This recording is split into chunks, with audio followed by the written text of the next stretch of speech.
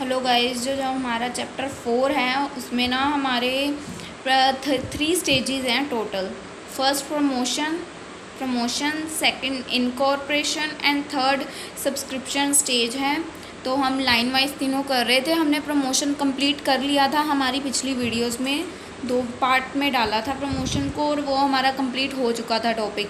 Then next हमारी second stage आती है इनकॉर्पोरेशन और रजिस्ट्रेशन। इनकॉर्पोरेशन को रजिस्ट्रेशन ही कहते हैं, ठीक है। Incorporation registration of a company हमारा सेकंड टॉपिक है। देन हम स्टार्ट करते हैं। इनकॉर्पोरेशन में क्या होता है कि इन registration of company under companies act, वो कंपनी जो कि एक रजिस्टर हुई है लॉ के अंडर, वो कंपनी हमारी मतलब इनकॉर्पोरेशन कंपनी होती है। रजिस्ट्रेशन होता है मेन, इनकॉर्पोरेशन का मतलब रजिस्ट्रेशन करवानी कंपनी का मेन मकसद होता है। इसमें registration of a company under companies act 1956, उस कंपनी की रजिस्ट्रेशन करवानी कंपनीज एक्ट के अंडर, दैट इज़ इनकॉर्पोरेशन, ठीक है। इसके कुछ स्टेप्स हैं कि हम रजिस्ट्रेशन कैसे करवा सकते हैं, क्या क्या हमें उसमें चीज़ें देखनी पड़ेंगी। फर्स्ट है अवेलेबिलिटी ऑफ नेम। हमें इसमें ना एक पहले कंपनी का नेम, जैसे हमने एक कंपनी का नेम सोचना है इसमें, और उस नेम को चेक करना है कि वो हमारा किसी और कंपनी से रिलेटेड ना हो। देन हमने उस कंपनी का नेम, अगर वो किसी कंपनी से नहीं मिलता जुलता, तो हमने उसको रजिस्टर करने के लिए अप्लाई करना है। देन वो रजिस्टर हो जाएगा। देखते हैं क्या लिख रखा है यहाँ पे, वही लिख रखा है। Section 4 of the companies act provide that a company can not be registered bye a name. Section 4 companies act provide क्या करता है, companies can not be registered without a name. जो कंपनी है वो बिना नेम के रजिस्टर तो नहीं होगी, पहले हमें उसके लिए एक नेम अवेलेबल करवाना पड़ेगा, तभी उसकी रजिस्ट्रेशन करवा पाएंगे ना हम। हमारी अगर कंपनी का अभी बुनियाद नेम ही नहीं हमने डिसाइड किया कि क्या रखेंगे, तो कंपनी कैसे मतलब रजिस्ट्रेशन करवाएंगे, किस नाम से कंपनी की रजिस्ट्रेशन होगी। So first of all name is most important. Promoter जो प्रमोटर है are required to select at least 6 alternatives name. जो प्रमोटर है उसके लिए क्या ज़रूरी है कि जो नेम होना चाहिए maximum 6 alternatives in the order of preference. मतलब अच्छे से 6 मेन हम देख सकते हैं कि एटलीस्ट 6 अल्टरनेटिव्स का वर्ड होना चाहिए, ठीक है। प्रमोटर को ये ध्यान में रखना होता है, उसको एक नेम सोचना, उसको मतलब इतने अल्टरनेटिव्स के अकॉर्डिंग रख, ठीक है। अल्टरनेटिव्स उसको 6 अल्टरनेटिव एटलीस्ट देखने हैं। उसके बाद हम क्या देखा हुआ है, registrar of company is required to inform about the approval of name.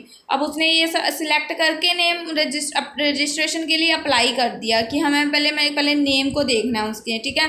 तो उसने जो नेम को रजिस्टर करने के लिए दिया था, वो रजिस्ट्रार ऑफ कंपनी को भी ज़रूरी है कि वो उस बंदे प्रमोटर को इन्फॉर्म कर दे कि उसका नाम उसका जो नेम दिया था वो अप्रूव हो गया है या रिजेक्ट हो गया है, ठीक है। वो जो रजिस्टर्ड कंपनी है वो भी एक तरफ से क्रॉस चेक करती है कि कंपनी का नेम पहले से तो नहीं एग्जिस्ट कर रहा, फिर उसी अकॉर्डिंग वो उसको परमिशन देती है। तो उनको हम कह रहे हैं कि inform about the approval of name और rejection of the propose name within 7 days. जो रजिस्टर ऑफ कंपनी है उसको विद इन 7 डेज वो प्रपोजल एक्सेप्ट है या रिजेक्ट है वो प्रमोटर को बता देना चाहिए, ठीक है। वंस नेम इज़ अप्रूव्ड, एक बार अगर नेम अप्रूव हो गया, it is kept reserve for 60 days, तो वो 60 डेज़ के लिए रिजर्व हो जाता है। एक बार नेम अप्रूव हो गया तो वो 60 डेज़ के लिए अप्रूव हो जाता है। If application for incorporation is not submitted, अब उसको कंपनी को रजिस्टर्ड करवाने की जो एप्लीकेशन है, अगर वो 60 डेज़ के अंदर ना रजिस्टर्ड की गई, ये 60 डेज़ के लिए रिजर्व हो गया ना एक तरह से, तो अगर कंपनी को रजिस्टर कराने की एप्लीकेशन 60 डेज़ में ना सबमिट की गई तो वो नेम किसी और बंदे को अलॉट कर दिया जाएगा, ठीक है। एक नेम हमने सोचा, उसको अप्लाई किया, तो रजिस्ट्रार कंपनी ने उसको बताया जैसे अप्रूव हो गया है, तो अप्रूव होने के बाद वो 60 डेज़ के लिए उस बंदे के अंडर रहेगा नेम, तब तक किसी और को नहीं वो देंगे। अगर 60 डेज़ के अंदर उस बंदे ने अपनी कंपनी की रजिस्ट्रेशन उस नेम से करवा ली तो ठीक है, वरना आफ्टर 60 डेज़ वो कंपनी वाला रजिस्टर ऑफ कंपनी वो नेम किसी दूसरे एप्लीकेंट को अलॉट कर देंगे। ओके है first point. Availability of name availability के बारे में बताना है इसमें, ठीक है। सेकंड है फिलिंग ऑफ नेसेसरी डॉक्यूमेंट्स। अब हमने वो कर लिया, नेम अपना सोच लिया, नेम रजिस्टर करवा लिया, देन हमें फिलिंग ऑफ नेसेसरी डॉक्यूमेंट्स। अब हमें उसमें नेसेसरी डॉक्यूमेंट्स क्या क्या देनी है। फर्स्ट है रजिस्ट्रार को क्या क्या देनी है, अप्रूव अपना नेम हमने कर लिया पिछले पॉइंट में। First approve now following document have to be submitted with registrar. पहले हमने अप्रूव नेम कर लिया, अब हमें फॉलोइंग डॉक्यूमेंट्स रजिस्टर को सबमिट करानी है। फर्स्ट है MOA, memorandum of association. Memorandum of association पे आगे हमारा एक फुल चैप्टर है, वो हम देख लेंगे। फिलहाल इसमें मेन होता है, इन दोनों में ही होता है, रूल्स एंड रेगुलेशन से रिलेटेड होता है, कुछ कंपनी के रूल्स वगैरह होते हैं, ठीक है। शॉर्ट फॉर्म में देखते हैं। एक मेमोरेंडम ऑफ एसोसिएशन जमा करवानी होती है, एक आर्टिकल्स ऑफ एसोसिएशन डॉक्यूमेंट्स में आता है। Then statement of authorised capital, एक हमें स्टेटमेंट का प्रूफ जमा करवाना होता है कि हमारी कैपिटल स्टेटमेंट ऑथराइज्ड कैपिटल कितनी है। लिस्ट ऑफ डायरेक्टर्स, जो हमारी कंपनी में डायरेक्टर्स हैं उनकी एक list with their names, addresses और age, occupation.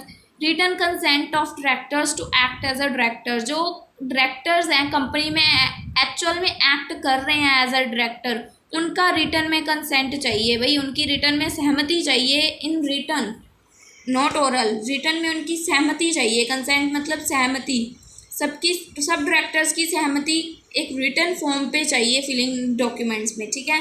Then notice of address of register, जिस जगह हमने अपना ऑफिस रजिस्टर करवाया है, जिस ऑफिस में रजिस्टर करवाया उस ऑफिस का address. Notice of address of registrar office company, ठीक है। Then next, a statutory declaration stating that all the formalities relating to the formation of companies are duly completed.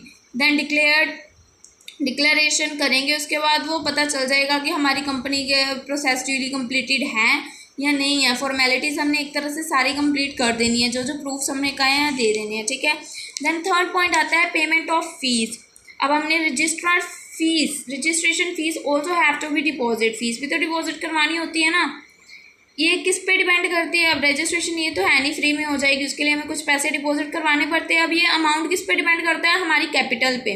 जो हमने ऊपर कैपिटल का ये ऑथराइज कैपिटल की statement submit करवाई है ना, इसके अकॉर्डिंग हम पे फीस चार्ज होती है। Amount depend upon the authorise capital, ठीक है। देन होता है registration of ROC।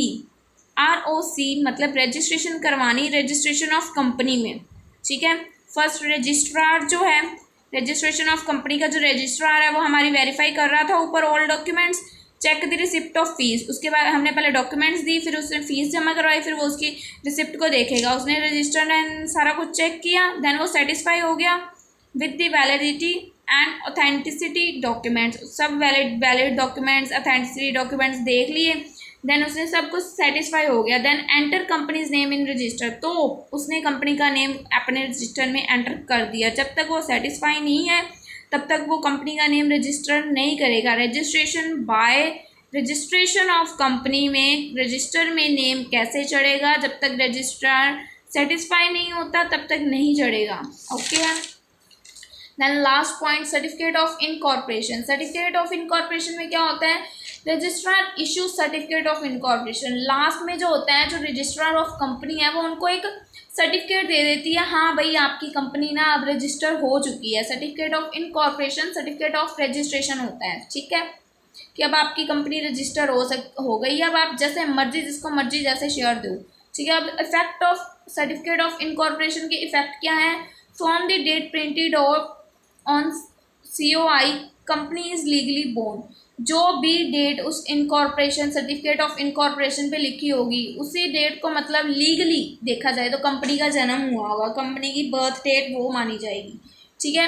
Considered as separate legal identity, जब उसको सर्टिफिकेट ऑफ इनकॉर्पोरेशन में मिल जाएगा तो उसको कंसीडर्ड हम सेपरेट लीगल आइडेंटिटी से कंसीडर करेंगे, उसका अलग एक अपनी आइडेंटिटी बन जाएगी कंपनी की, नॉट बाय हिज एम्प्लॉयज, उसकी कंपनी की खुद एक लीगल आइडेंटिटी बन जाएगी। It is legal to evidence that company come in existence, और ये एक तरह का लीगल एविडेंस है कि कंपनी हमारी एग्जिस्टेंस में आ चुकी है।